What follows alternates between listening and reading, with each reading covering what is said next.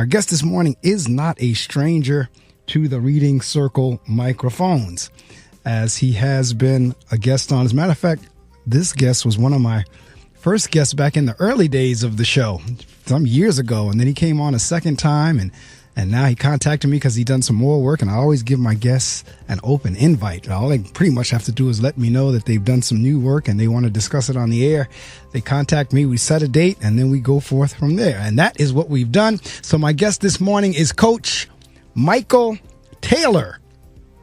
He's a dynamic speaker who has won numerous awards for his engaging speaking style. He's the author of 5 books in the personal development and motivational field. He has extensive background as a radio and TV host and is an excellent communicator. Like me, he is passionate about public speaking and sharing his wisdom with others. I welcome back to the Reading Circle microphones none other than Michael Taylor. Michael, good morning. Good morning, Mark. Thanks for having me on your show. Thank you for letting me know you've done some new work and willing to come back. Because let's see, if I remember correctly, you're calling out of Texas, correct? Correct. All right. So let me see. You're maybe about an hour behind. This is about 6 o'clock there? Yes. Okay. Now, if you recall, the last couple times you've been on the show, my guest joined me at 6 o'clock my time, which would have been 5 o'clock your time. Since the last time you've joined me, I actually moved the interview hour up. So it's still early for you, but not quite as early. Well, I'm a morning person anyway, so it works out just fine. Oh, that's good. All right. I'm glad to hear that, because I'm not necessarily a morning person, but I can be when I have to be, like I am on Saturday mornings. So, sometimes I feel kind of bad because the show is live and it is so early. But for those who are morning people, it really doesn't faze them. Matter of fact, I think they're kind of like at their best at that point. So I'm happy to hear you're a morning person. Yes. All right. So, okay. I'm looking on your website and see, that's all changed up and is up to date. And it is definitely 21st century and like I said, technologically up to date. So we're going to talk a little bit about, I'll tell you what, for the listening audience who may not have caught your first couple interviews, we'll do a little history. Then we'll work our way up to your latest book, which talks about debunking the myths of some black male stereotypes. So I tell you what, let's go ahead and go back to, because I'm sure, and I might be one of the people out there, how did you wind up getting into this coaching business and being able to go around and speak around the country and write books? Because I'm really kind of considering that kind of move myself. So this interview is not going to only be for the listening audience, it's going to be for me too. So how did you kind of get to this level where I see here your YouTube videos, you've written your books, and you're going around the country public speaking? Talk to us a little bit about that. Well, if we go back to around 1995, that's kind of when it all started. And, I had lived the so-called American dream. I had the house, the wife, the 2.5 kids, and all of that. And by society standards, I was pretty successful. And then within about a 6-year time frame, that American dream turned into the American nightmare, as I went through a divorce, a bankruptcy, a foreclosure, and a deep state of depression. I was also homeless for 2 years, in which I lived in my car. And during the darkest period of my life, I received a miracle. I was sitting up late one night, and I was sitting in my room, and as I looked across the room, I noticed that all the books on my bookshelf had something to do with making money. And as I looked at those books, this question just popped in my head, and it said, Michael, what if you took all the energy and effort you've used in trying to get rich and simply learn how to be happy? And it was that one simple question that literally changed my life in an instant. Something in me shifted, and I realized that I had been chasing money, material things, external things all of my life. So I stopped reading books on making money, and I started reading books on personal development, spirituality, metaphysics, personal growth. And so I went on this amazing journey of transformation, is what I like to call it. And so what I had done is I simply taken all the lessons I've learned over the last 20, 25 years or so on this journey and put them in the form of books and seminars and workshops and webinars and so forth, because I think that everyone has a divine purpose. And my purpose is to share the wisdom that I've accumulated over these years with others to support them in living extraordinary lives. And see, this is the thing. You were able to do that. It's one thing to talk about it. It's one thing to fantasize and imagine it. But it's another thing to execute and implement and to put it into reality. So talk a little bit about, like, kind of what was the process of moving from what came in your mind that day to transition from making money to learning how to really just enjoy life, be happy in life? How did you do it? How did you put it into action? Well, the first thing that really changed my life is I gained the courage to go to therapy. I gained the courage to start looking at some issues that I had been denying for a very long time. And it was in my willingness and my courage to do that everything changed for me. Because once I began that process, once I sat down with this therapist and we started talking about, some of the issues from my childhood that I didn't know were affecting my life as an adult, once I started uncovering some of that trauma, then things really started to change. And so it was that commitment to being happy that guided me first and foremost to go to therapy, but also to just take a deep dive into the mind and heart of Michael Taylor and to discover who Michael Taylor really is and to really get to a point where I am extremely happy with myself without any external accolades. I'm just comfortable in my own skin. And so it was a process. And, it was literally reading hundreds and hundreds of books and spending hundreds of hours in workshops and seminars and all of that. And so, as I mentioned, my purpose is to take the lessons that I've learned and share with others. And I share that journey because it helps other people recognize that we all have adversity in our lives. And sometimes we just need someone to kind of guide us through. Exactly. And that's what I try to do.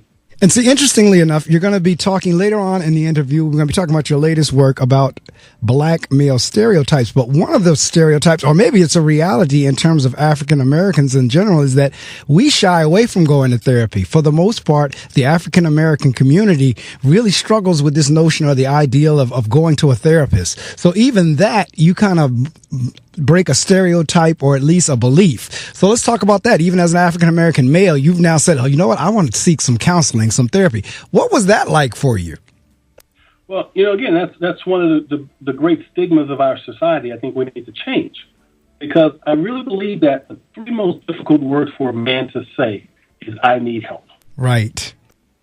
And we have to allow ourselves to understand that it's okay to say "I need help," because so many times we're carrying the weight of the world on our shoulders. We don't know how to seek support. We don't know that it's okay to not have all the answers. And so creating a space where men can come together to begin looking at some of the issues that we don't necessarily talk about openly, that's what my work is about. It's about really challenging men to go into their hearts and minds to connect with how they feel, what they think, and what they believe.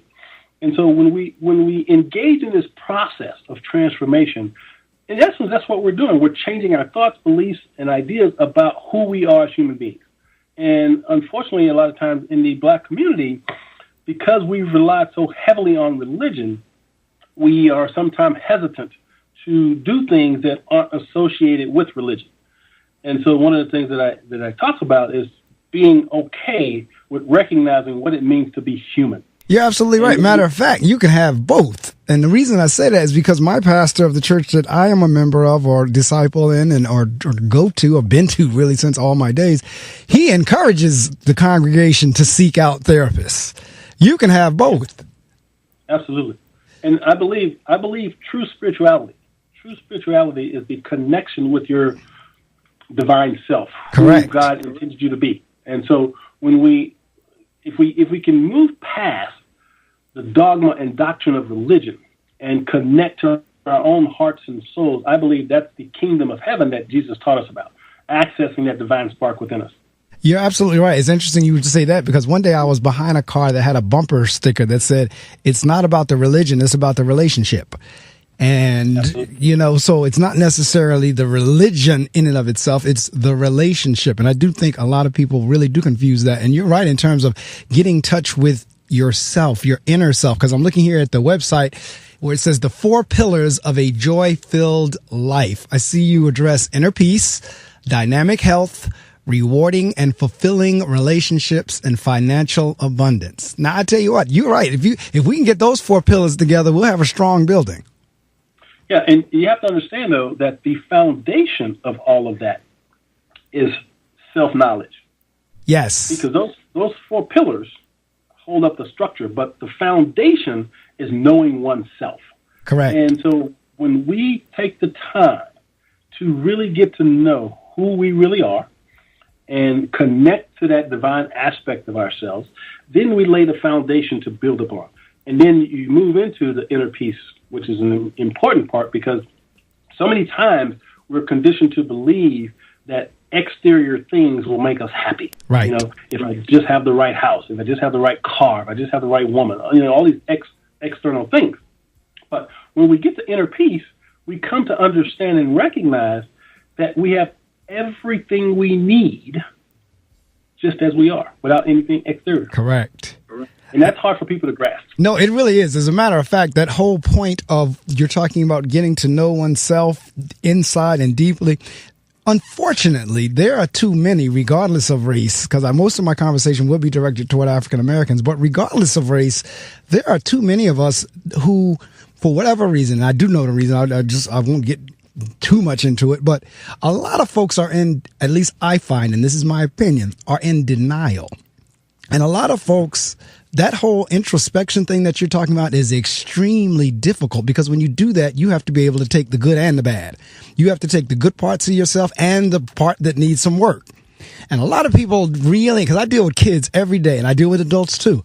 And it is amazing, Michael, how no one is willing to take responsibility for anything he or she does. It's always about somebody else. It's never about anything they done.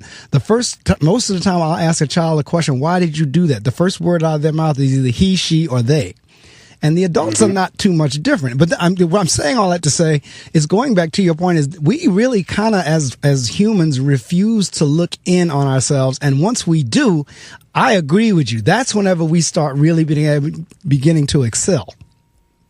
Yeah, and I think if we can back up a little bit and look at it from a higher vantage point, meaning regardless of what your religious affiliation is, every religion in some way points to there is something divine within us.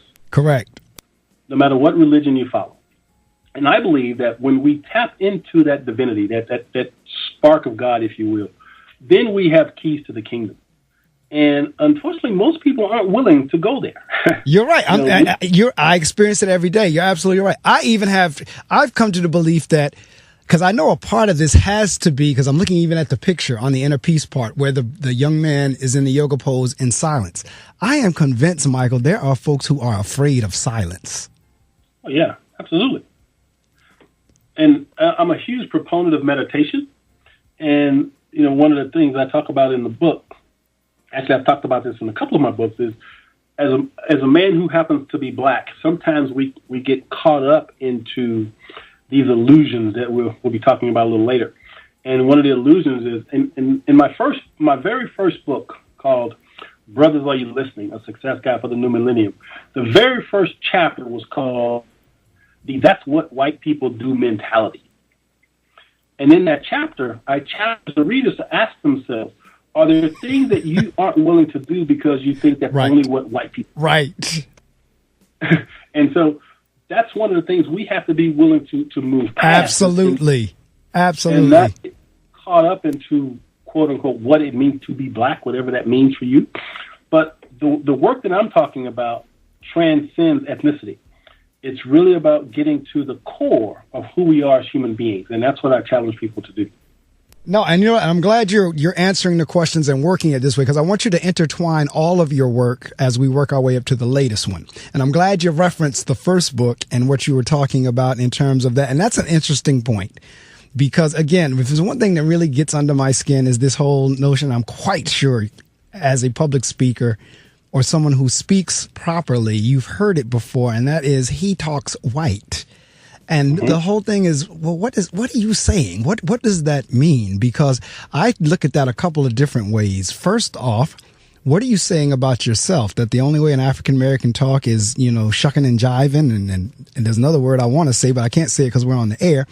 And the second piece of that is, that's too much credit to the Caucasian race, because they don't do things right all the time. So whenever you're now ascribing doing something in its proper manner to a race, you're giving too much credit to one and you're degrading the other one. Yeah, and so my point here is actually pretty simple. I wrote a book a couple of years ago called Adversity is Your Greatest Ally. And in the book, I share what I call the 5 keys to turn your adversities into allies. And the very first key is to take 100% responsibility for your life. Absolutely. Period. If you aren't willing to do that, then there's no way that you can create any type of extraordinary life or true success. So the key, when we say take 100% responsibility, is to recognize that I choose to accept that I am 100% responsible for my life turning out. Correct. I don't care who's in the White House. I don't care, who's running the government. It's my responsibility to be in control of my own destiny. And so what I'm attempting to do is to challenge people to take a deeper look within their hearts and souls so that they can get to the point where they will do that, because that's the only way you can change your life is by taking 100% responsibility for it. Absolutely. And see, again, those of you, if you've just joined me, I hope you've been with me actually since 6, but certainly since 7, since the interview started. My guest is Michael Taylor, and he's calling out of the Lone Star State where everything is big, down in Texas. And he is a life coach. And we're talking about how he got there and his various publications, his various books. And on his website, there are 4 pillars that he's talking about. And right now we were talking about the inner peace portion of it, because I'm going to move on to the dynamic health piece. Because again, when we get to the part about the black stereotypes, and and there's reasons for some of the stereotypes and some of the realities for that matter. And just as I was talking about, African Americans are reluctant to seek out psychological or sociological or that type of help from therapists or whatever. It's the same thing in terms of just going to the general doctor. Now, I realized the syphilis experiments back in the 20s, 30s, 40s, whenever that time period was, it caused African Americans to be distrustful of the medicine or the medical society. And I get that. But at the same time, I watched my father pass away of a massive heart attack 1 week before his 49th birthday, partly because he wouldn't do the annual physicals. They didn't catch what was going on in time. By the time he admitted that he wanted and needed to go to a doctor, it was too late. And so again, as African American, and I learned from that. I mean, I don't miss my annual anything. I don't miss my annual eye exam, my dental appointments, my cleanings, my physicals, my whatever. I don't miss any of them. But again, in the African American community, for many people, there's a distrust there of doctors. So I'm seeing here dynamic health, which also means you have to do what the doctor asks you to do in terms of dieting and exercise, so forth and so on. So talk to me a little bit about that, the dynamic health piece. Well, here's the great paradox. You see, there is the illusion that black men are physically superior to other races. When you look at the primary sports, the 4 primary sports in the United States, we pretty much dominate all 4. So, and on the outside, it looks like, wow, black men are, physically superior. But the paradox is we lead the nation in most health-related illnesses and death. Right. So that's a paradox that we need to change, because we need to make sure that, in my opinion, there is nothing more miraculous than the human body. I agree. I'm in 100 million% agreement with you there. There is nothing on this planet. The human body is the only thing that gets stronger the more you use it. Right. And so if we make a commitment to taking care of ourselves physically, excuse me, they say health is wealth. So we must be willing to incorporate a healthy lifestyle if we truly want to live what I'm calling an extraordinary life. What I'm calling men out to do is to say, look, there is no excuse for you, as you just mentioned, for you not to get a yearly physical. There's no excuse, because the primary things that we need to just watch is our cholesterol level, our blood pressure, and our weight. Right. Okay? If we monitor those 3 things, then we know when something needs to be taken care of. But unfortunately, most of us, or a lot of us, don't do that. And so that's correct. And as a former personal trainer in a health club, I've worked with lots of different people, getting their bodies right. But I just recognize that, unfortunately, we collectively, as men of color, sometimes neglect this important aspect of our life. Absolutely. And that's exactly what I was alluding to. And again, now my mother was one, or is one, she would go to the doctor at the drop of a hat.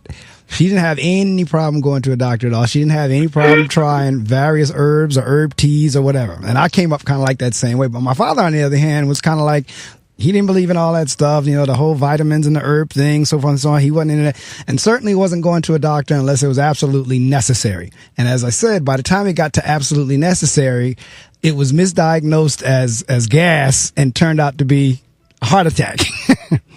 So, in terms of what you're saying, I mean, and this is what I tell people, in 2018, where we are technologically, there really is no reason for anybody to be dumb. There's no reason for anybody to be stupid. There's no reason for anybody to be intellectually dull, because we have so many things at our fingertips. And I'm saying that to say the same applies in the health arena. I have so many apps on my phone that tracks just about everything my body does. On my iPhone, I can tell you my heart rate. I can tell you my blood glucose. I can tell you whenever I work out, when I go to the gym and work out, I can track that. I mean, so the things for us to be able to do what you're talking about, to know where all these different levels are, is available to us. And just about everybody I know, young and old, carries some type of mobile device. Mm-hmm. Well, see, I think you've basically shattered the stereotype of black men, which I have to acknowledge you for that.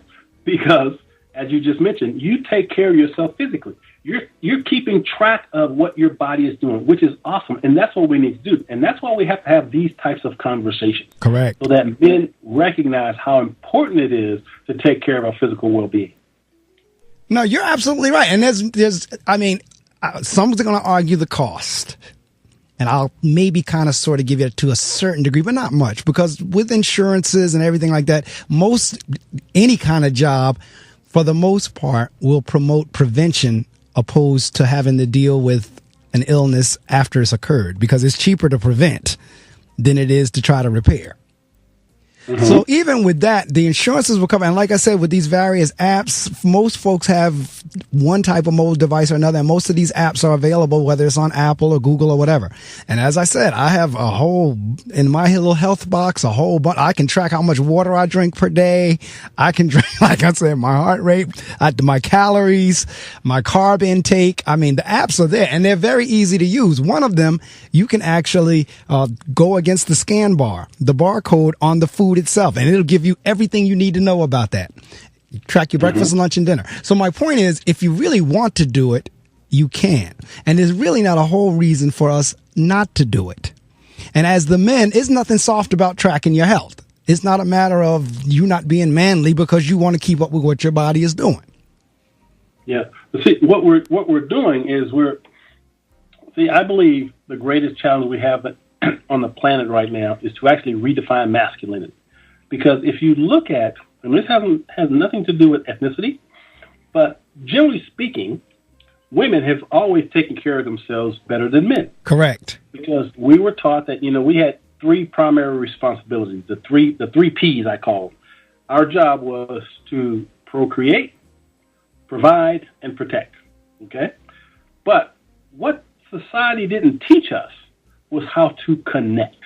Correct. And when I said connect, what I mean is we have to connect with our inner world, our emotions, our feelings, our physical well-being. We need to be willing to look within our own hearts and minds to figure out what's going on inside of us. And that's what this conversation is about. It's about challenging men to take that inward journey to get to the core of what's driving a lot of their behaviors. Absolutely right. And see, I'm getting ready to shift away from the health module to the relationship module, but for African Americans listening in the audience, a lot of our health issues are directly connected and related to our diets. Now, I get it. Many of us grew up on fatback and chitlins and pork chops and all that kind of good stuff. But you have to historically look at some of the reasons why those were the foods African Americans ate, because for the most part that was the leftovers from the slave master, or that's what their slaves got, or they got the best they can do, and it was passed down to each generation. But again, in 2018, whenever you get an idea and you know what you know about what these foods do to us, we need to start really kind of cutting them out. We still can't keep relying on, well, that's what my mama and grandmama and all that used to do. In other words, we should be smarter. Like you know, there's X amount of, 8 glasses of water per day or more that we need to get in. Do our best to try to get there. You know that there's certain things, salts and everything, that's going to cause high blood pressure. You know there are certain things that's going to cause diabetes, because African Americans are one of the diabetes wise, we rank up there near the highest in terms of contracting that. Right. And well, go ahead. Again, I think it's really about priorities.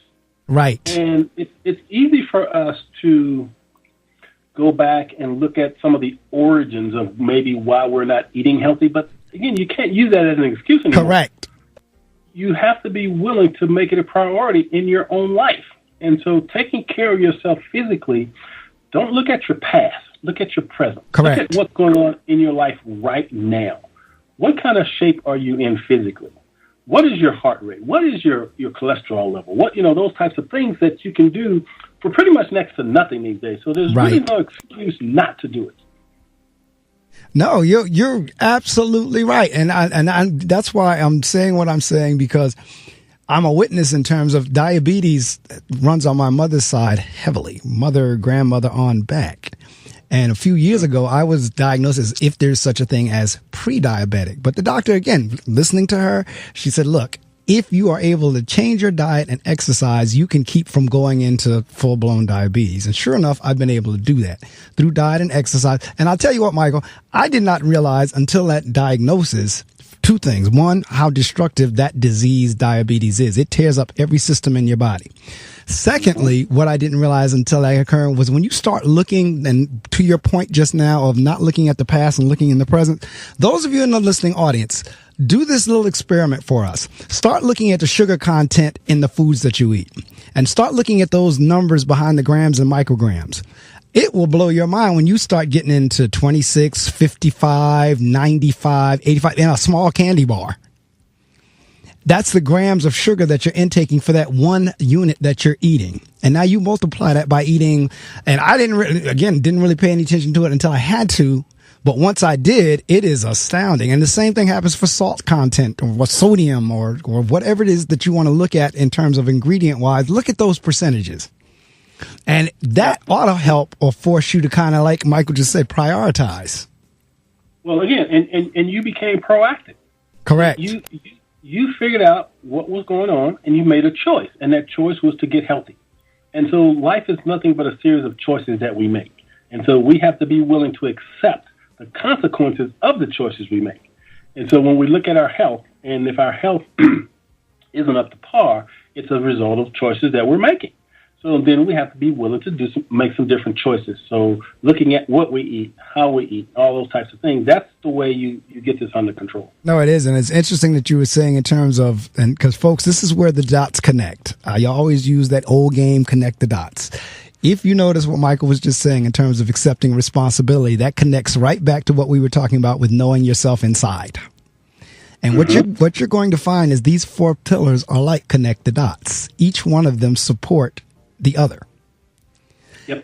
And with that being said, I'm going to move into the next block, which is rewarding and fulfilling relationships. And see, I heard you reference the fact that you were divorced, and I am divorced as well. And matter of fact, had no clue, inkling, or idea that I'd ever be in that situation, but sadly wound up there. So we know what it's like in terms of the impact that relationships can have on you as a person and everything else you do as well. So let's talk a little bit, because it says relationships are the glue that holds our lives together.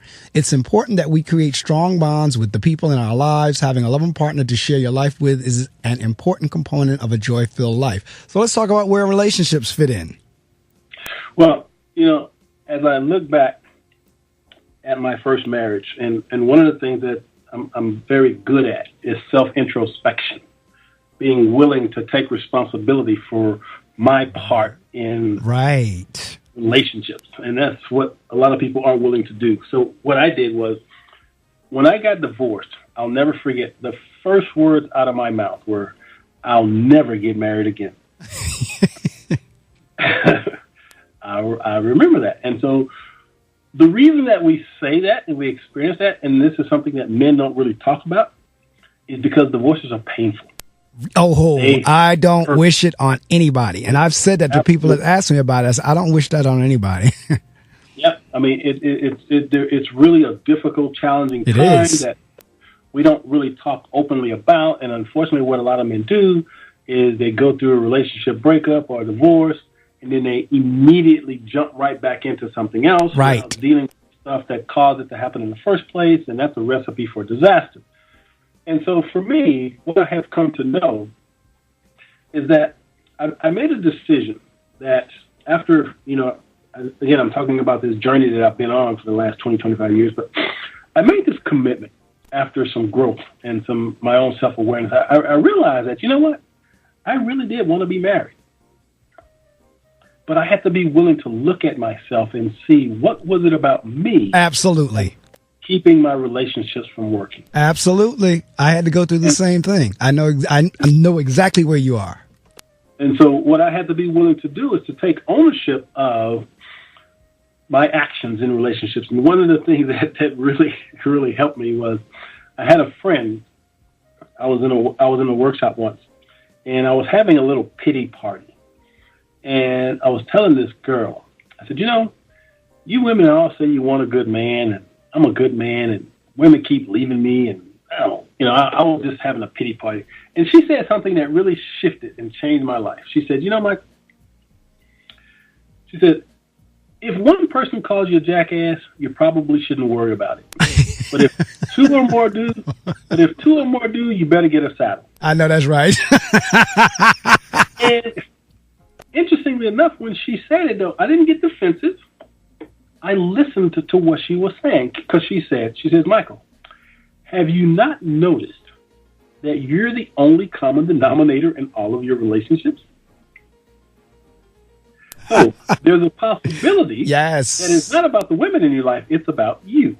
And that common denominator I use with students all the time to constantly get themselves in trouble. And so I know where she was coming from. But see, again, going back to your inner peace thing, going back to the introspection, most people, or many people, I don't want to generalize, but many people are not willing to go there and admit that they're the common. Oh yeah, and it's because this is really challenging stuff. Because we live in a culture, once again, that conditions us to constantly focus our attention outside of ourselves. But inner introspection, it's challenging, without question. But it's the only way you can grow. Correct. And so as a result of my being willing to listen to what she said, to recognize that I needed to do some change, I needed to make some changes in my life, then I was able to eventually create the relationship of my dreams. And the one thing that really stood out, and this is something that I identified with after our conversation, I said, you know what? It's amazing that the women in my life were all saying the same thing when they would leave. And they would say this: I care too much about you to stay in this relationship. Wow. Now, how much sense does that make? You care too much about me, and you're going to leave? That made no sense. But what I recognized is that I was, as women would say, emotionally unavailable. That's what they were saying, and I didn't get it. I didn't get it back then, but I get it now. Right. I didn't know how to connect from my heart. I didn't know how to share myself with them, and that's what they needed most. And I didn't know how to do that. And so through my process, I was able to move past that. Wow. Now, see, again, listening audience, for those, and again, I can connect and relate to exactly what Michael's talking about, because I had to do the same type of work. And the other thing, because we do tend to always put it on the other person. Now, that I can truly say I was not willing to do, was just constantly put it on my former. I had to sit down and realize my role in it too. As a matter of fact, I reflect on it constantly, because ultimately I did remarry, and I really don't want to make the same mistakes again, even though every now and again they may try to creep in. But I really work on not creating the same mistakes in this one that I did in the first one. But in order to do that, you have to admit that you made mistakes. And for some folks, they will go into the next relationship just thinking they did no wrong. The other person was all wrong and they were all right. That's why the relationship fell apart. Well, truth be told, there was some wrong done on both sides. There were some things that wasn't working on both sides. And until someone comes to that realization, I could not agree with you more in terms of whatever the next relationship is going to be, it working out, because you're going to keep running into that same old pattern. Right. And that's the key. Once we can identify patterns, then we can break them. And Correct. So for me, I noticed a pattern, and that pattern was women were always leaving me, and they were all saying the same thing. Uh-huh. And so I was able to interrupt that pattern, and it came about as a result of self-love. Absolutely. And this is something that we don't normally talk about, but self-love is the key. And being honest and open about yourself and what your needs are, your emotional needs, your psychological needs, that's something that we generally don't talk about, but it is the key or the foundation of creating great relationships, because we all have baggage. Right. It's just a result of being human. We all have baggage, but the truth is we can unpack the baggage if we're willing to. Correct. Because I had to unpack a lot of baggage, and as a result of my unpacking my baggage, I have been blissfully married for the last 16 years. I have a relationship that honestly works and is rewarding and fulfilling, and the woman is absolutely perfect for me. And it's not some over-romanticized love that you might see in the movies. It's about commitment, honesty, integrity, and connection. And so we have a partnership that really works. Absolutely. Now, see, again, folks, Michael connected the dots again for you. Like I said, that little game probably frustrated many people in terms of connecting the dots, and maybe you get to one point and then you can't get that last one to connect without touching. But Michael connected another dot for you. And really the 4 pillars that we're talking about, they connect, because we talked about the inner peace, the dynamic health, and the relationships. And we didn't get to the last one yet, we were going to do in a couple of minutes, which is the financial piece. But if any of the 4 kind of go out of balance or out of whack, it's almost like the tires on your car. When one is out of balance, the whole car feels it. So if your relationship is out of balance, guess what? Your inner peace, your health, and your finances are most likely to be off. If your inner peace is off, there's no doubt about it that the other 3 will be off. And the financial piece, when we start talking about that, we'll throw the other piece off as well. But this is where I want to go. It's interesting because I keep hearing you saying men don't talk about that. And generally, we don't. And because, again, once you're talking about unpacking luggage or unpacking baggage, females, for the most part, are very good at unpacking luggage. Because when they talk to each other, they do get into whatever's bothering them. When men get together, as much as I hate to use the president's analogy of locker room talk, for the most part, when men get together, it is locker room talk. They're talking about sports, women, or cars. They don't get into real issues like you were talking about, the issue of how painful a divorce is. They don't talk about that. I mean, we split and I went my way, she went her way, and that's as far as it go. Not really getting into just how painful that experience was.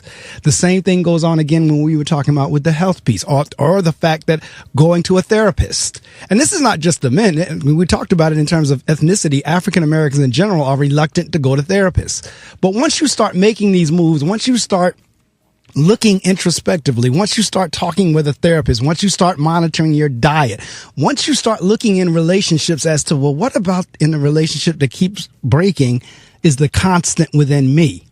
Once you start doing those things, I guarantee you what Michael is talking about rings true. Yeah, and again, my work is primarily targeted to men, all men, regardless of ethnicity. But there's this unwritten law for men that we aren't supposed to be emotional. Right. As a matter of fact, I wrote a book called A New Conversation with Men, and I talk about what I call the 5 illusions of manhood. And the very first illusion is that to be a man, we must be non-emotional and disconnected. And it is that illusion that causes so much pain and suffering in our lives as men, because we process everything from the neck up, and we don't know how to connect to our feelings and our emotions. And that's where all relationships begin and end, is emotions. But unfortunately, most of us don't have the emotional vocabulary or the emotional tools to deal with emotions because we've been shut down. We've shut that part of ourselves off. And so what I challenge men to do is to get comfortable being uncomfortable and getting in touch with how they feel. Because when we get in touch with how we feel, feelings are the language of our souls. Right. And so when we can tune into that language, when we can tune into that energy that's moving in us, then we can navigate through relationships a lot easier. Well, I tell you what, I know your latest book is on stereotypes, but I'll tell you the one that you just talked about with men and emotions, a real whack job has been done on that and I say that because even in some instances, when you get a male who has been able to get in touch with emotion, when he now expresses that to the woman, she don't want to hear about his emotions. As a matter of fact, it's almost as if she's looking at him now as if to say, what do you mean you have emotions? Because I know, even on myself, I have emotions too. Just because I'm a man don't mean I don't feel the same things you feel. And I've gotten that 3-head look from females as if to say, oh, what do you mean you have emotions as a male? So there has been a real whack job that's been done on both the male and the female in terms of, like you were just saying, the male may have shut himself down. Sometimes the woman shuts him down too. Yeah, and that's the real challenge, because there are a lot of women who say that they want an emotionally aware man. But if they haven't done their work and he shows up, they don't know how to handle it. They don't know how to go that deeply, because once again, we are taught in our culture as men that, things like vulnerability and sensitivity and nurturing, those are female traits, but they aren't. Men are just as emotional, couldn't agree more, can be just as sensitive as women. But our culture conditions us to believe otherwise.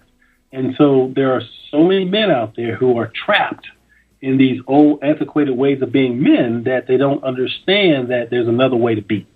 Men can be different if they're willing to do the work. And the only thing I'm going to add to that is they have to have a woman who understands the work and is willing to work with them in that area. Because if the man is constantly trying to express, look, I have feelings just like you do. Look, I should be able to express myself just like you do. And the woman is constantly feeling as if, well, no, I'm the only one who should be able to express emotion because I'm a woman and you're a man. And going back to those 3 Ps you were talking about, procreation, protection, and providing. And if a woman is looking at the man just for that, and then when the man says, well, I emote just like you do, and she's constantly negatively blocking that, then the man is really going to go back to saying, see, this is why I didn't want to emote to begin with. Yeah, but see, that's where you have to learn to set boundaries for yourself. And Correct. This is the key. This is the key point. When we do our work, honestly do our work, authentically do our work, what we will recognize is whether or not the person we might choose to be in relationship with is capable of accepting us for who we are. Correct. So we have to be aware. We have to be conscious of, for example, I remember when I was single for a long time and I started dating again, and dating was a pain in the butt. I just didn't like it at all. But as I started noticing the patterns, and I realized that I had this one woman who happened to be black, and she made a comment, and I don't remember her exact words, but in essence, she was saying, so you've been reading books by white people. See, we're back to that again. Yeah. So she said, you and these emotions, she didn't know how to relate and connect. But obviously, I had to set boundaries, and I recognized that this was not a person that I'd want to pursue a relationship with.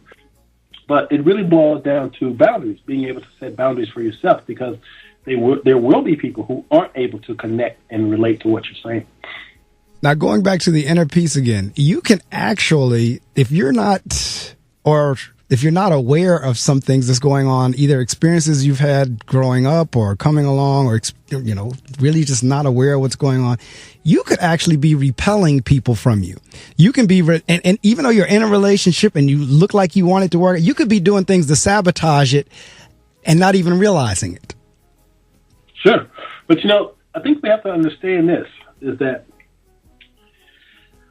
we attract what we are, correct, not what we want. We attract what we are, not what we want. So a lot of people say, I want this relationship, I want this, I want that. But if you haven't done your emotional work and you're carrying around a lot of baggage, you're still going to attract someone that's carrying that same baggage. Yes, exactly right. So you've got to be willing to unpack that baggage if you want to attract to you someone that's going to reciprocate what you're trying to put out there. And that's part of the journey of transformation, being willing to look within your own hearts and minds to figure out what it is that you're attracting. And that's true. And what Michael is talking about now is known as the law of attraction. And he's absolutely right. I'm a firm believer in that. Because, see, again, I tell folks all the time, my religious beliefs, they do not contradict the law of attraction. Matter of fact, the law of attraction is a part of it because it says, as a man thinketh, so is he. So in terms of that, he's absolutely right, because you can, the very things that you think you don't want, if that's what you're constantly focusing and keying on, is the very thing that you're attracting, like a magnet.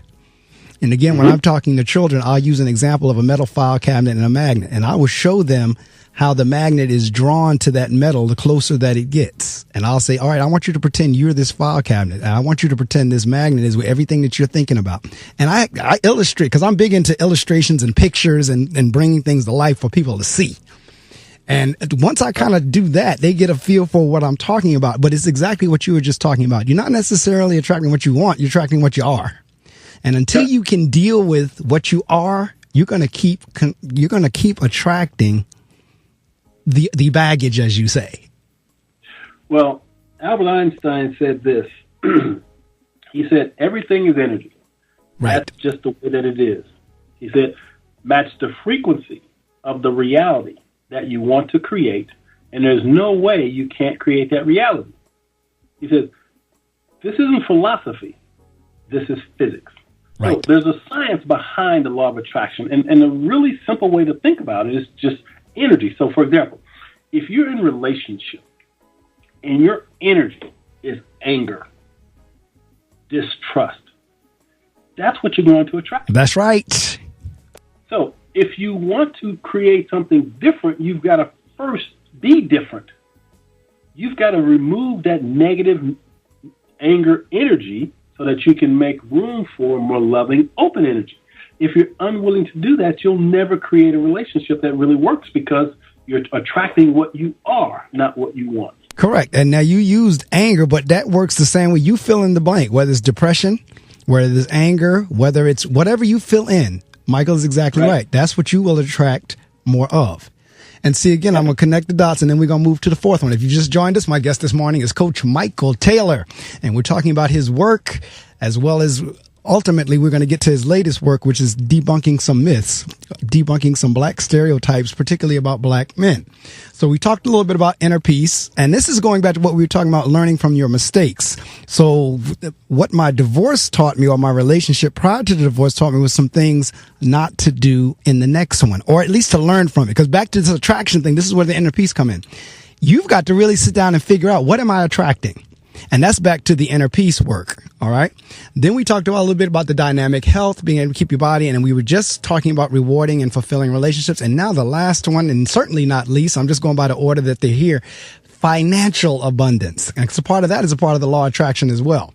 Financial abundance simply means that you have enough money to be not stressed out about it. When you are able to do the things you love without worrying about money, you are financially abundant. So let's shift and talk about finances and where that falls into the four pillars and how it's part of the joy-filled life.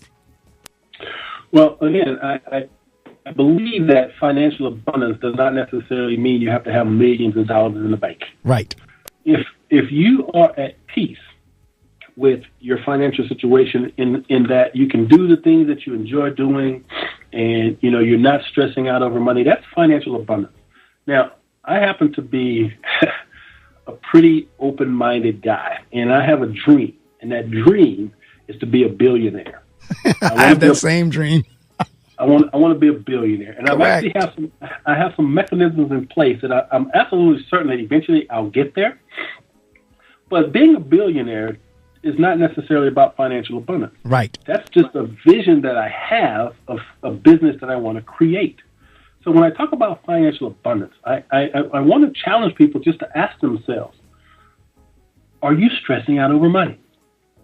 Are you living paycheck to paycheck? Are you having fights and disagreements with your spouse because of money?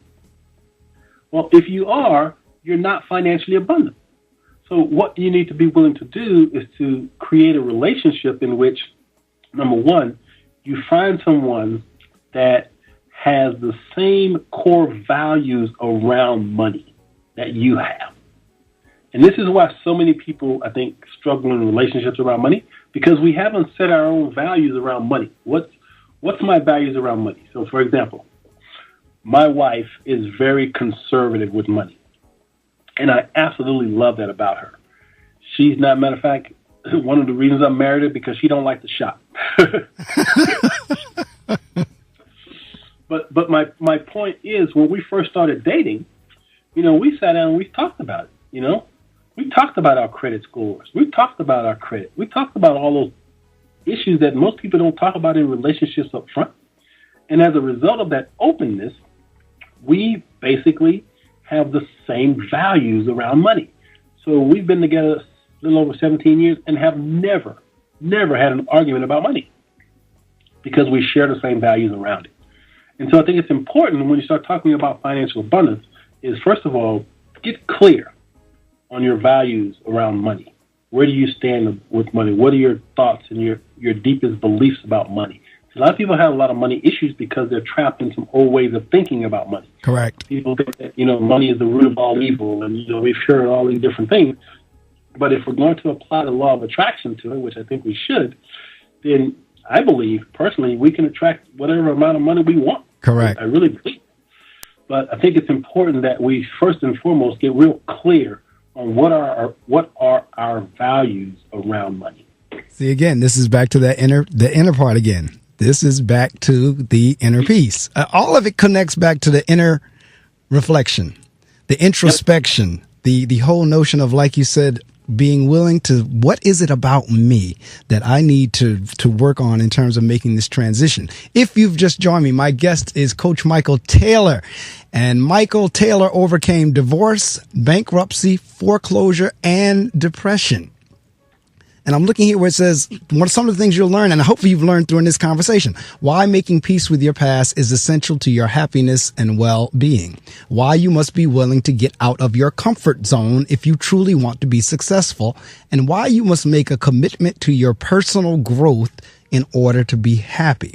And we've been talking about those 4 pillars throughout the last hour or so. And right now we were talking about the financial piece. And Michael, I heard something the other day was, your money will never work for you until you understand how money works, or until you make it work for itself. It's something like that. I'm paraphrasing, but it was the whole play on words of money actually works.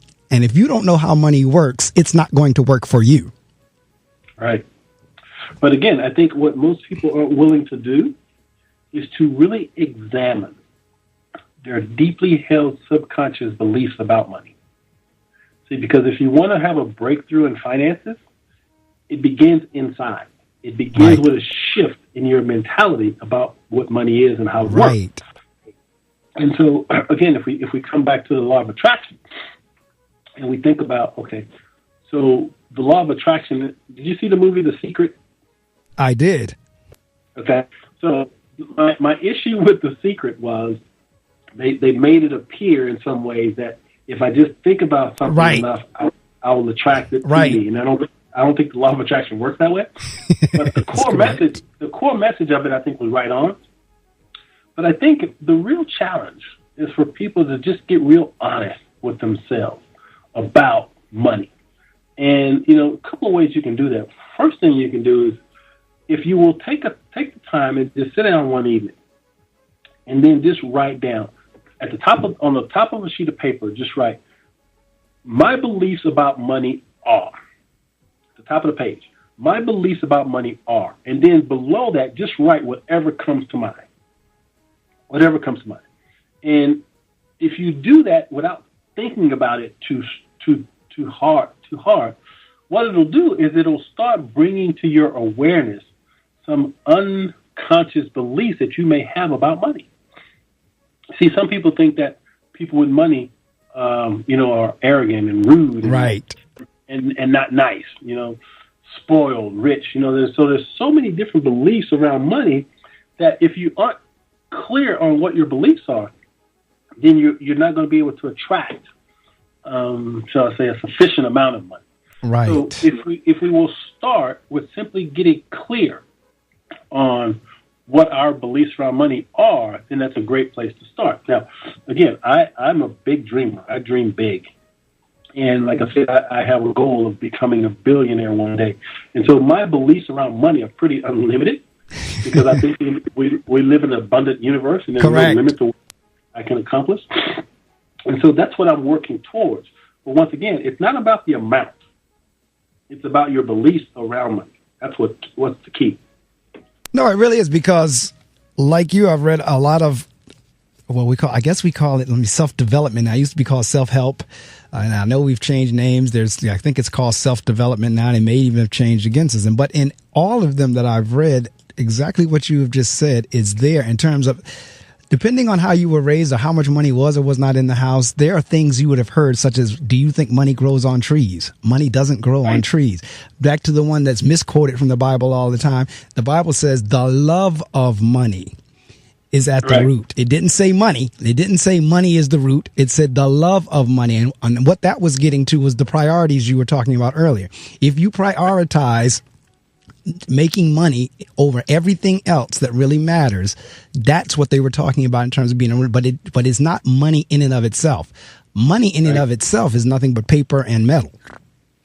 Right. But the views about it will determine whether or not you attract it or repel it. And again, just like I believe, and I could be off, and maybe it's changed a little bit now that it's 2018, but I think the views in terms of financial planning and financial consulting are very similar in the African American community as it is with the therapist. Now, maybe it's because many in the African American community don't have any money to, at least in their mind. See, because that's a misnomer too. You don't need a whole lot of money to be talking with a financial planner. Mm-hmm. All right. So, but I think in that African American community, the feeling is, well, I don't have nothing, so they don't need me talking with a financial planner.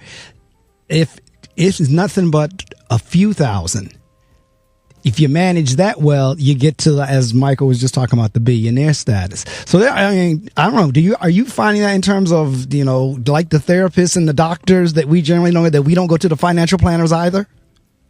Well, personally, what I see is the new millennials, if you want to call them that, especially the young millennials, black or whatever color you want to choose, are actually looking at things a lot differently now. All right, now I think we've gone through this whole process of, when we talk about wealth, which is having stuff and accumulating stuff, but the millennials are moving toward what people are calling lifestyle experiences. Right. So. Right. What they're doing is they're being more conscious of how they save their money. And rather than just buy stuff, they're investing in things that bring them joy. And I believe, personally, that it's probably one of the best things that's ever happened, because we're moving away from the exterior-based accumulation of materialism, and we're moving to more heart-centered, philanthropic type things that people are doing to make the world a better place. So I see, there's, I have, a matter of fact, my bookkeeper, who is a young woman from Nigeria. She's just a brilliant bookkeeper. She's just amazing.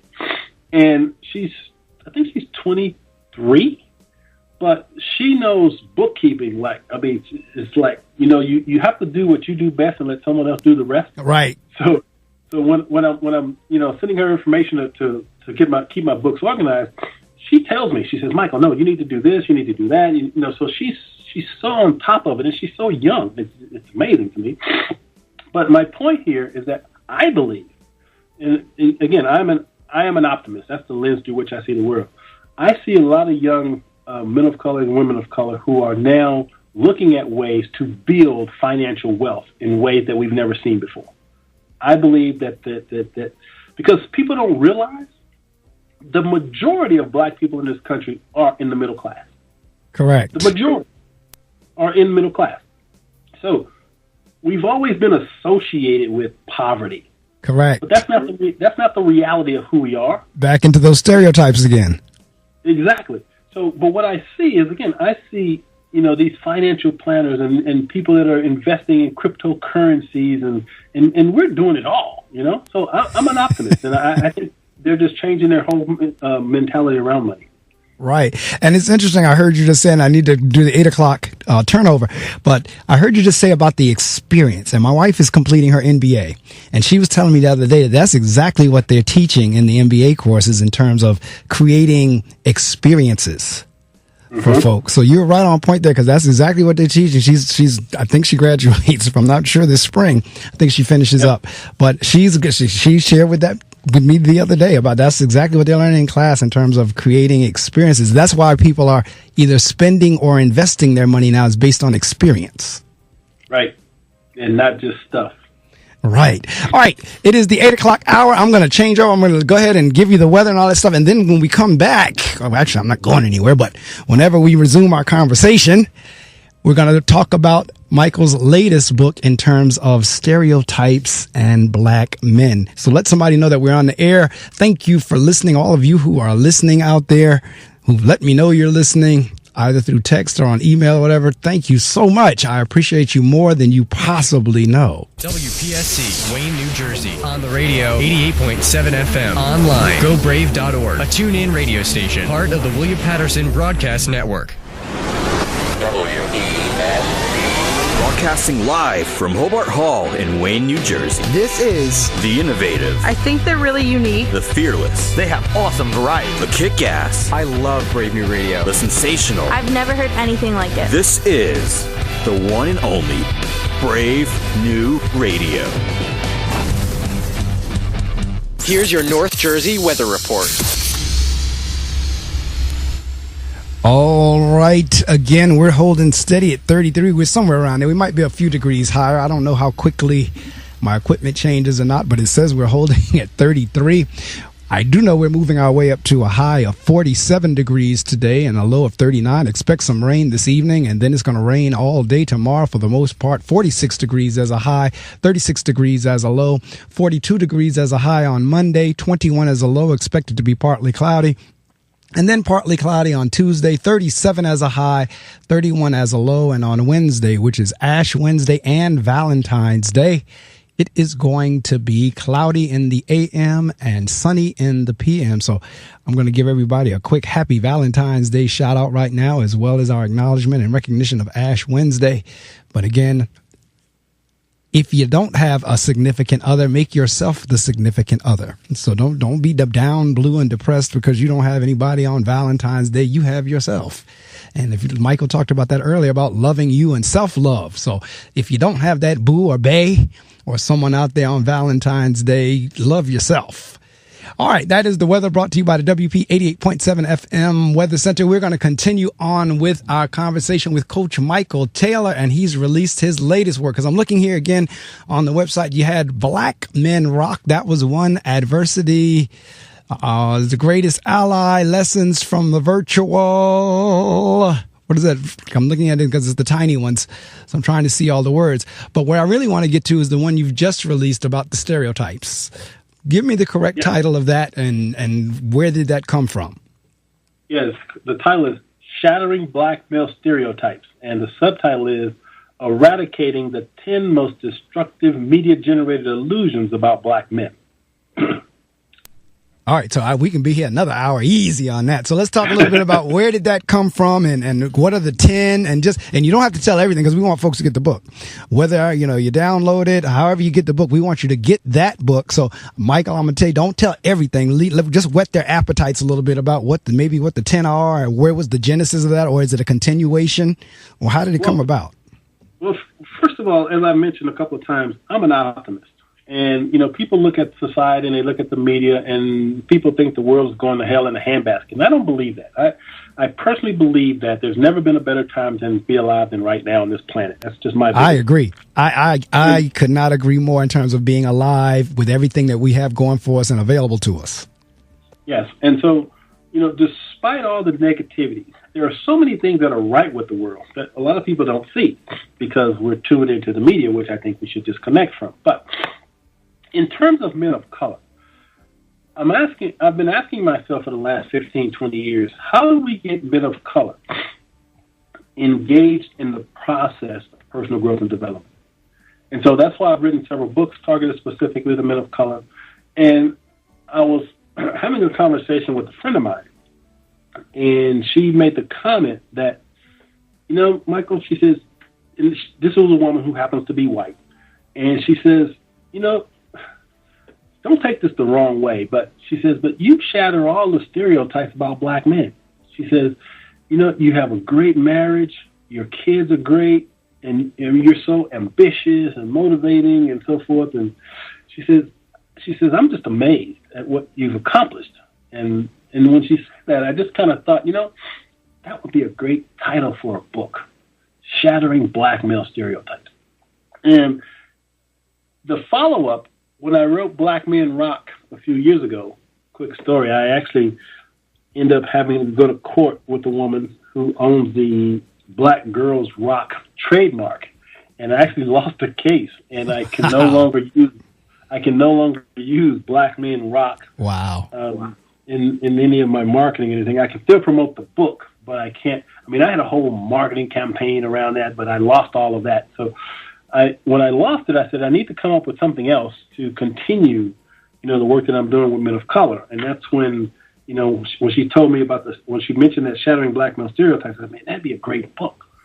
And so I just sat down and I started thinking about, the stereotypes that I've had to deal with all my life, and I just knew that it was a message that needed to be heard, because I think for men of color, if we're trapped in any of these illusions, they will keep us from succeeding.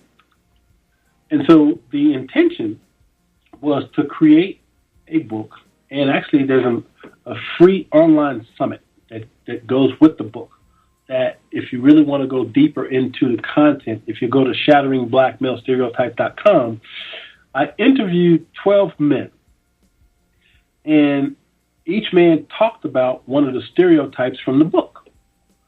And so the intention, again, was to challenge men of color to ask themselves, am I trapped in any of these illusions? Is there something that I might be holding on to that I need to let go of in order for me to succeed? And so that's the intention. I wanted to engage men in a conversation about an optimistic outlook for men of color.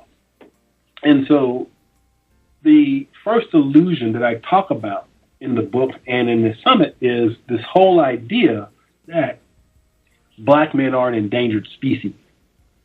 Now, I'm sure you've heard that in some form at some point in your life. Oh, yes. And so the reason that I began with that was because back in 1995, when I wrote my first book, what happened was I was in a restaurant and I overheard a conversation between two professional, well-dressed, apparently well-educated young men, black men, who were having a conversation that they didn't think black men were going to be around in 20 years.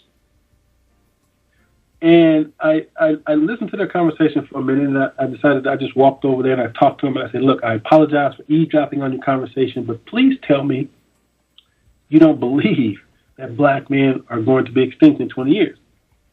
And one of the young brothers looked at me and he says, oh, yeah, I believe that. He says, man, don't you watch the news? He said, in 20 years, all black men are either going to be dead or in jail. And it literally broke my heart. Because I could see the hopelessness in his face. I mean, I could see that this guy had basically just given up on life.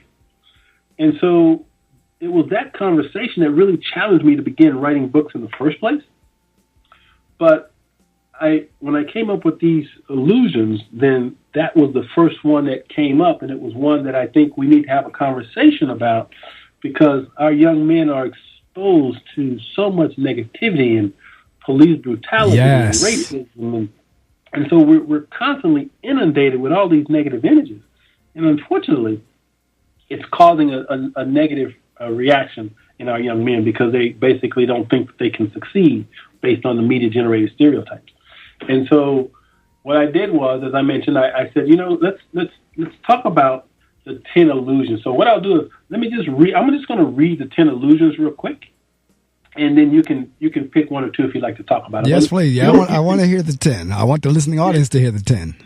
Yeah. So illusion number 1 is that black men are an endangered species. Illusion number 2 is that black men use race as an excuse for failure. Illusion number 3, black men try to be white. Illusion number 4, black men are less intelligent. Illusion number 5, black men are angry and violent. Illusion number 6, black men cannot be monogamous. Illusion number 7, black men are deadbeat dads. Illusion number 8, black men are physically/sexually superior. Illusion number 9, black men aren't patriotic. And illusion number 10, black men are lazy. So those were the 10 illusions that I had. Actually, there were about 16 of them that I came up with, but those 10 I thought were the most dominant. I limited it to 10. And again, I challenge men to really question if they've bought into any of those stereotypes. And in the summit, I'm interviewing men that are basically speaking to one of those illusions and providing some insights and wisdom to help you break free if you're trapped by them. Now, see, again, years ago, going back into the late 80s, early 90s, or mid 90s, whenever I worked in corporate America, one of the tasks that I had was, they were part of my assignment. I went around actually working in human resources in the diversity area, doing workshops and all around the country. And one of the exercises that we would do in that workshop is we had the big Post-it, the big yellow Post-its, and we would hang them all around the room. And then we would give the participants the little Post-its, the little ones you stick on paper. And we would tell them, now, look, you don't necessarily have to believe this. It could be something you heard, something you've heard on the radio, seen on TV, whatever. And on each one of the big Post-its on the wall, Michael, we would put various groups. We would put Jews, we'd put Asians, we'd put black men, black women, we would put Hispanics, we would put Puerto Rican, we would put jocks, we would put athletes. We put all that around the room and then told them on each one of the little yellow stickies, write down something you've heard about them. And every city that I traveled to, whether it was Pittsburgh or Miami, Florida, it didn't matter. The same things came up on those yellow stickies, and about 6 of the 10 that you just named off came up. It might have been 10 out of the 10, but certainly 6 out of the 10, the lazy, the deadbeat dad, the sexually endowed, this, that, and the other, those came up in every city I went to. And there was a key that you said there in terms of, all right, it's one thing for it to be the stereotype. It's another thing for us to buy into it. Because one of the things that the athletes said, because on all the athletes, without a doubt, it always came up dumb jock. And when I had athletes in the class to talk about that, you know what they would say? And this is the danger in what you just said about in terms of us taking the stereotype in. They would say, you know what? I really wasn't a dumb jock, but since everybody kept calling me dumb and everybody thought because I played football I was dumb, guess what? I gave them what they asked for. I started acting dumb. So to the point of what you were just saying about African-American male buying into the stereotype, and back to the law of attraction, how much does it become a self-fulfilling prophecy? Right. See, and that's the whole intention of the book, is to challenge men of color to ask themselves some deeper questions, because the process of personal growth and development and self-introspection, it's about really being aware. See, because you can't change something if you're not aware that it exists. And so by bringing these to the forefront and challenging black men to ask themselves if they've heard it, if they've bought into it, it brings it to their awareness, and now they can do something different if they haven't been doing so in the past.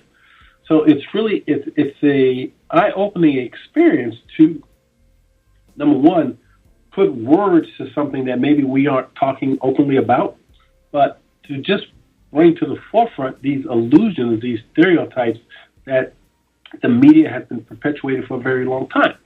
And so, once again, I believe that as men of color, we have the capacity to live extraordinary lives. I believe that.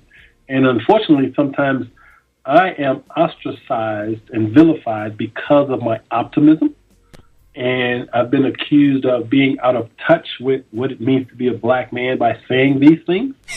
But I hold firm to the belief. And you keep holding firm. And I'm laughing and I chuckle because you and I are cut from the same cloth. I mean, that's why this conversation resonates so well with each of us, because all those myths that you named off, I can honestly say I've shattered. And the thing is, when you shatter these myths, people will say, you're not like them. You're not like the rest of them. And my pushback is, yes, I am. I mean, again, going back to my AT&T days, I would travel from third largest city in New Jersey, which was pretty much poverty laden, to one of the most affluent sections in the state, Basking Ridge, New Jersey. That's where AT&T was headquartered at the time. And what I got all the time was, oh, you speak so articulate. And then when they said, where are you from? And I would say Patterson. They would say, did you say Madison? No, Madison was the neighboring community. Did you say Madison? No, I said Patterson.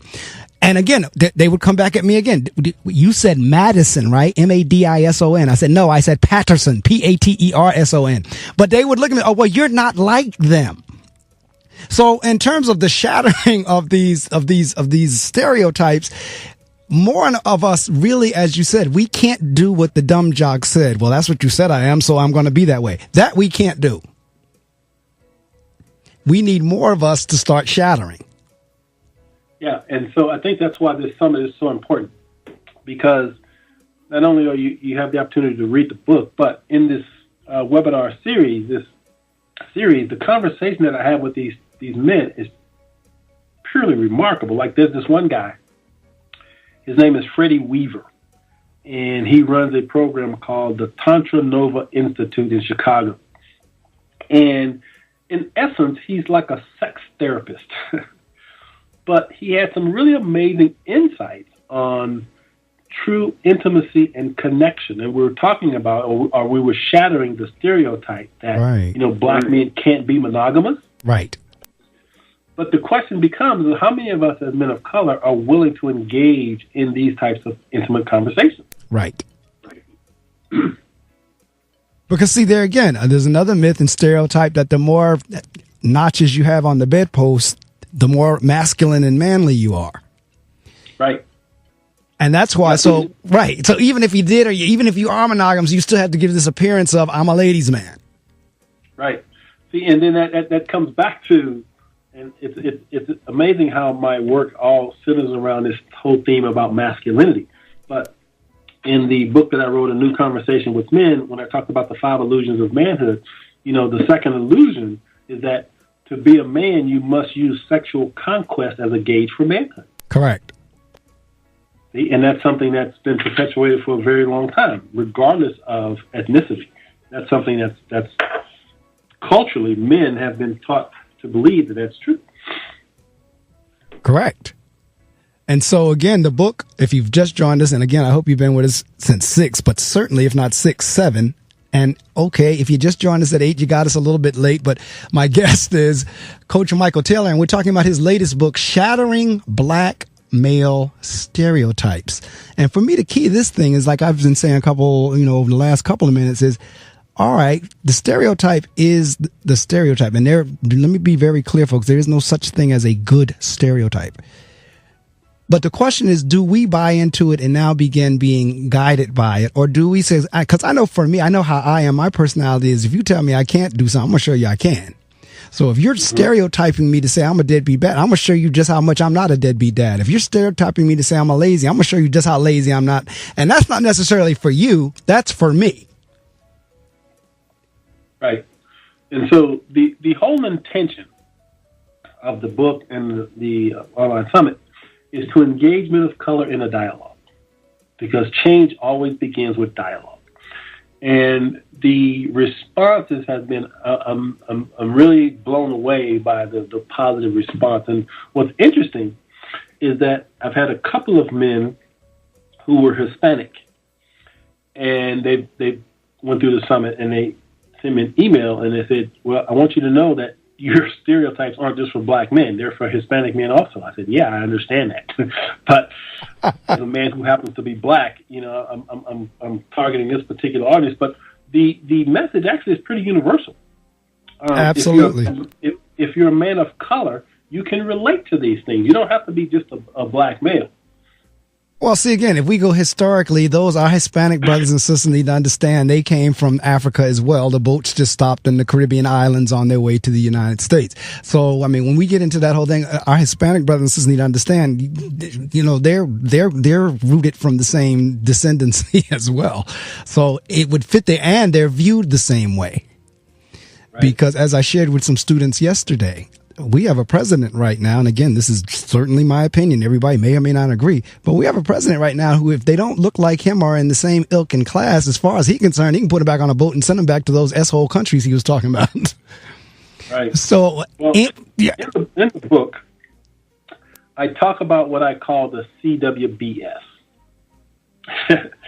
And, we hear people talk about, America's a racist society and so forth. And I have a different point of view. And my point of view is the CWBS is what I call the collective white belief system. All right.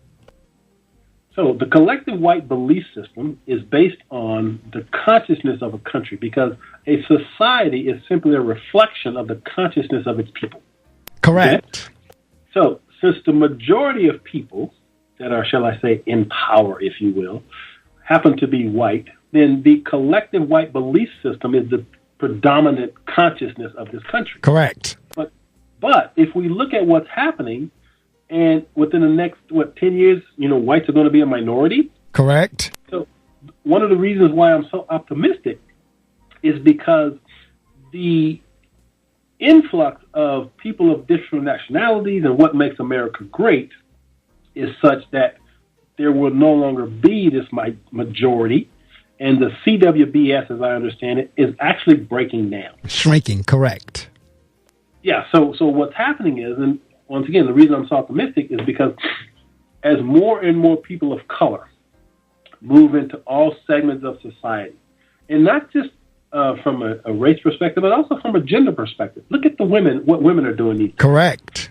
You've got a lot of men who are behaving badly in society, which we definitely need to address. But if you stand back a little further, women are making some incredible strides. Yes, they are.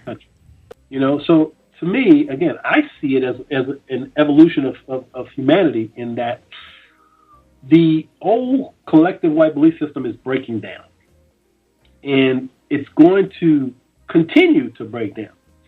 And ultimately, it may not be in my lifetime, but ultimately, I believe, as a species, we can get to a place of heaven on earth.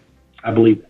And it's interesting that you would coin it that way, because part of that could be why some of this craziness is going on that we're seeing, because the realization of that shrinking or breakdown of the CWBS, or however you say that, I think it was, CWBS, is driving some folks insane. Oh, yeah. I mean, if you look at the current president, his whole philosophy and the people that support him, they're the ones that drive the CWBS. Correct. But you also have to understand, they're actually in the minority. Correct. They're actually in the minority. So the people, I give human beings more credit than the media does, I think, because I think for the most part, most people overwhelmingly aren't racist. I don't believe that at all. There are some, obviously, who are diehard, and you can't change them. But as time progresses, I believe each generation is less and less racist. That's correct. And see, my thing with this is, for the most part, and I'm a wordsmith, I'm one that hang on everybody's every word. The definition of racist versus the definitions of prejudice are, for the most, they're similar, but they're two different things. Everybody have their prejudices, whether they're likes or dislikes. The whole notion of racism, or being a racist, is when you're in a position to impact somebody else based on your race and their race. So you have people that will say black people can't be racist. Like, that's not true. If I'm the store owner as a black man, and now I don't serve you as a white person, I've just committed, because you're white. The only reason I'm not serving you or I'm not allowing you in is because you're white and I'm the black store owner. I am now a racist. So people don't realize that the definition of racism in and of itself is when you have the power to impact somebody else's life based on their race or ethnicity. But we all have our prejudices. So I agree with you in terms of, I think we use the term racist loosely. Mm-hmm. Yeah, I think it's actually been overused, I think, to the point where it's lost its meaning. Yes. But I think as a human being, it is in our nature to prejudge something. Correct. That's what prejudice is. That's correct. Judge something. So when I hear, people talk about racist and how they, just throw that word around, I think it's, again, blown out of proportion. And I don't believe we live in a racist society. I believe we live in a biased society. Yes, that's my point. That was exactly my point in bringing the two distinctions up. Yeah, and so it's biased based on the CWBS. Correct. See, that's my point of view. I'm with you there. I really am. Like right now, in terms of, again, another example, I'm the principal of a school. If I now impact my white teachers just because they're white, yes, I could be considered a racist because I have the authority and the control to be able to do that if I do it solely based on their race. So the same thing holds true what you just said in terms of, I believe, as a matter of fact, if you look at TV advertising now, you'll see more multiracial ads than ever before. Absolutely. I mean, when I look now, just about, I won't say, I know it's not at 50%, but at least, somewhere between, 25 and 30% of the ads now contain some type of multiracial entity in it, whether it's a white father and black daughter, or black husband, white wife, or white husband, black wife, whatever. You're beginning to see that now in ads and TV shows. Mm-hmm. So that's a part of that whole thing you're talking. Yeah, it is. That's that whole thing that you're talking about again of the shrinking or the breaking down of the CWBS. Mm-hmm. So again, I'm a firm believer in evolution. I believe that there's a woman by the name of Barbara Marx Hubbard. You ever hear of her? I haven't, but I'll look her up now that you said the name. Yeah, Barbara Marx Hubbard. She's an amazing woman. She's in her 80s now, and she looks like she's like 50. But she wrote an amazing book called Conscious Evolution. And here's her theory. Her theory is that human beings are actually still evolving. So we went through, Homo erectus and Homo sapiens and whatever the other Homo whatever.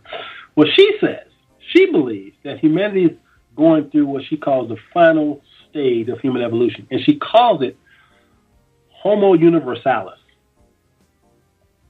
Homo universalis. All right.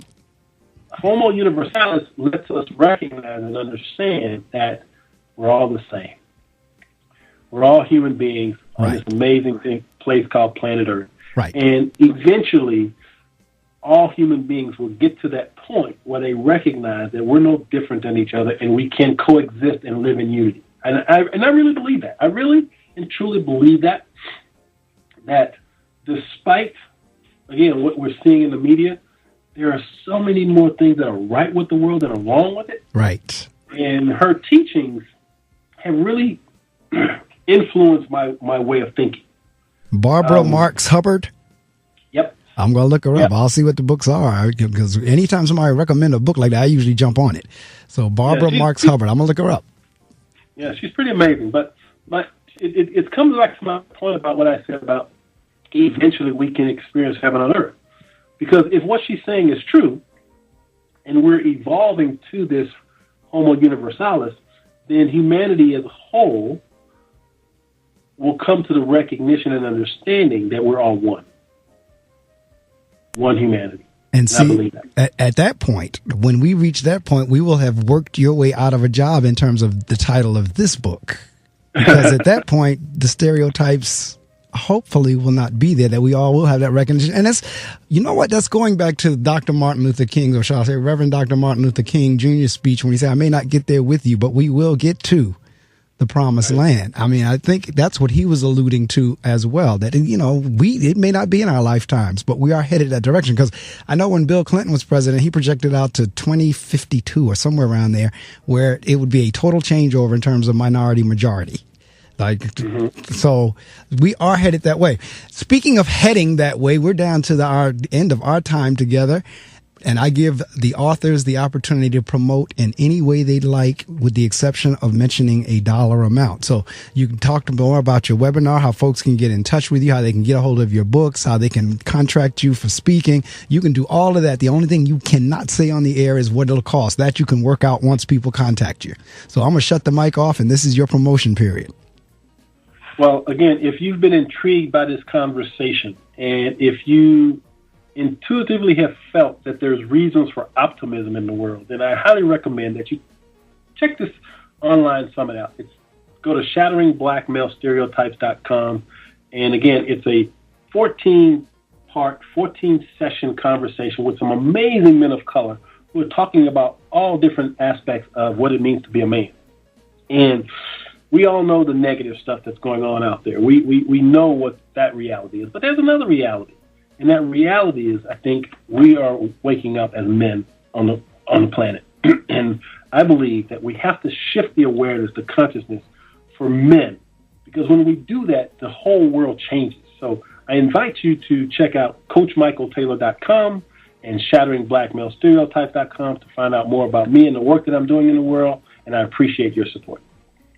Well, Michael, again, I know you said this is your time of the day, morning, but I do appreciate the fact that you rose early to join me. Or if you rise early normally, the fact that you joined me this morning, I'm so glad that you got back in touch with me. And again, the invite is still there for as long as I'm on the air. Anytime you have some new stuff coming out, you want to come back on, it's just a matter of an email or either one of the social media sites getting in touch with me. Thoroughly enjoyed the conversation. And as an optimist as well, and every now and again, even us optimists kind of look and say, what the heck is going on?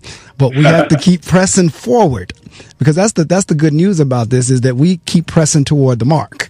And I honestly, again, I don't think it's a better time to be alive either. As a matter of fact, I would not trade my time of being on the earth here now with those who just got here or those that were way before I got here. I mean, this has been, from a technological standpoint, I was thinking about it the other day, in terms of all the technology I've seen change over. When I came on the scene in 1962, I think we were at 33 and a half records and 45s. And I've seen them come all the way down to MP3 links and and being able to get music on your iPhone. And that's just one aspect. When you look at everything that has changed over, my wife and I were talking the other day about when I was in high school, we learned how to type on a typewriter. There was no such thing as desktop computers at that time. Google was not around. We had an encyclopedia. So when you start looking at all the things that's changed, this has been an amazing time to be alive. And it really is up to us to use it to our advantage. Yeah, and, you know, one of the sessions of the summit is I have a group of guys called the Black Techies. Yeah. And we talk about the importance of embracing technology and why that's so important. And it's another reason for my optimism is because of technology. Oh, yeah. I see, technology to me, I mean, if you remember The Secret, one of the guys in there, Bob, I don't know if it's Bob Dawg, what is his last name? I forget which it is. But anyway, he uses this analogy of fire. He says fire can cook your meal or fire can kill you. In my mind, technology is that way. If you can embrace it and use it for good, it's a wonderful thing. However, if you're using it negatively to try to hurt somebody else, as a lot of times the kids I serve, they're on social media bullying and picking fights with each other. If you're using it for something negative like that, then it doesn't serve. But if you are using it to promote, just like we've been talking this morning, the show can be heard all around the world. When I started matter of fact, the last time you and I interviewed, I don't think we were web streaming yet. We were only heard locally in the northern New Jersey, New York area. But since that time, we've started web streaming around the world. So anybody, anywhere in the world, all you got to do is log on to gobrave.org and turn their speakers on, and they can hear us regardless of time zone. The only thing they need is the internet connectivity and speakers, and they got us. That is, I mean, so I went from being heard locally in northern New Jersey and New York to around the world. Nice. It is. So that's what I'm saying. So if you use technology wisely or really as it's being invented for, it's a beautiful thing. Yeah. Yeah. The guy's name is Bob Proctor. Yes, that's the one, because I knew there's a few people on it. Bob Proctor, that's exactly right. Bob Proctor, I have a couple of his books as well. But the Bob Proctor, that's exactly what he said. Fire, you can use it to cook your meal or it can kill you. Yep, there you go. And technology is the same way. Well, man, like I said, man, anytime you want to come back. Love the conversation. I recorded it. It'll be on my YouTube channel, as well as an MP3 link will be available. And once I get that to you, it's yours. Share it any way you'd like. Got it. Appreciate it. All right. Have a great day, great weekend, great week, and great year for that matter. All right, Mark. Take care now.